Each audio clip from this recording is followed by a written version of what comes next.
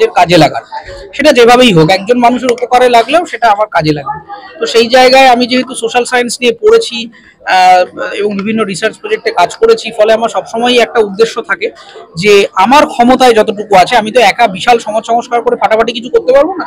আমি যদি আমার এলাকার 4টে মানুষের জন্য কিছু কাজের কাজ করতে পারি যেটা তাকে ভাবাবে, তার বেটারমেন্ট করবে, সেটাই আমার কাছে একটা বড় প্রাপ্তি থাকবে।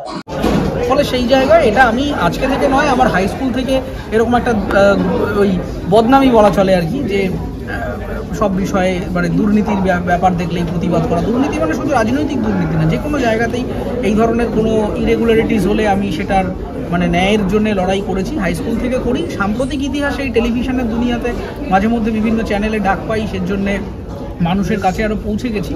তবে এটা আমার স্বভাবসিদ্ধ, আমি মনে করছি যে পড়াশোনা শিখেছি, আমি একটা প্রিভিলেজ ক্লাসের অংশ, এবং আমার দায়বদ্ধতা আর 5জন মানুষের কাছে আমার জানাটাকে ছড়িয়ে দেওয়ার এবং তাকে সতর্ক করা, সচেতন করবার, এবং যতটুকু কাজে লাগি আমি আমার রাজ্যের জন্য, দেশের জন্য, এলাকার জন্য, সেটাই আমার কাছে বড় প্রাপ্তি।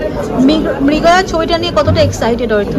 অবশ্যই খুবই এক্সাইটেড, তার কারণ চেনা ডিরেক্টর, প্রচুর পছন্দের অভিনেতারা রয়েছেন। আমি যদিও ক্যামেরার পেছনের কিছু ভূমিকায় রয়েছি এখানে, তবুও আমার কাছে এই ছবিটা গুরুত্বপূর্ণ অবশ্যই সাবজেক্টের জন্য। একজন সেক্স ওয়ার্কারের মৃত্যু এবং সেটার থেকে রহস্যটা কিভাবে সমাধান হলো, সেইখান থেকে চলে আসে জাস্টিসের প্রশ্ন, জাস্টিস পাওয়া গিয়েছিল, এবং আজকে এই যে জাস্টিস নিয়ে আমরা এত কথা বলছি, আমাদের সারা পৃথিবীতেই বলছি, সেই জায়গায় কলকাতা পুলিশ সেই সময় কি চমৎকার ইনভেস্টিগেশন করে প্রায় 0 ক্লু থেকে এই কেসটা সলভ করে, সেইটাকে আমরা নিয়ে আসছি, এবং কলকাতা পুলিশ অনুমতি দিয়েছেন, তারা সহযোগিতা করছেন।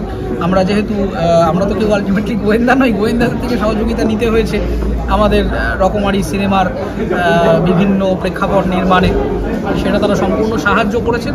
আমরা আশাবাদী, আমরা আমাদের প্রি প্রোডাকশানে 100% দিয়েছি। লোকেশন খোঁজা, কাস্টিং, গ্রুমিং, অভিনেতারা তাদের 100% দিচ্ছেন। ঋত্বিক চক্রবর্তী থেকে, বিক্রম থেকে, প্রিয়াঙ্কা সরকার থেকে, অনন্যা, রেজওয়ান, মানে একটা ভালো অভিনেতাদের একটা পুরো মানে অন্টোরাজ আমরা এই ছবিতে অ্যাসেম্বল করতে পেরেছি। এটা আমি একজন টেকনিশিয়ান হিসেবে বা কলাকুশলী হিসেবে বা এই টিমের অংশ হিসেবে খুবই কনফিডেন্ট।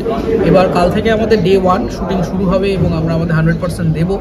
এবার দেখা যাক বাকিটা আমরা পরীক্ষায় পাশ করতে পারি কিনা, সেটা দর্শক যখন টিকিট কেটে এসে হলে দেখবেন, তারা তাদের মতামত দেবেন, ওইটাই হচ্ছে ফাইনাল পরীক্ষার রেজাল্ট।